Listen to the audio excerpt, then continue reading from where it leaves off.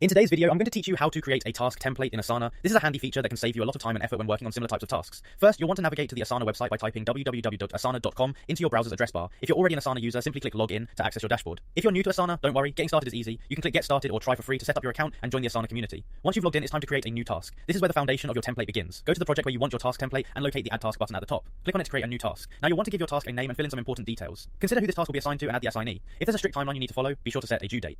The next step involves setting up the core structure of your task.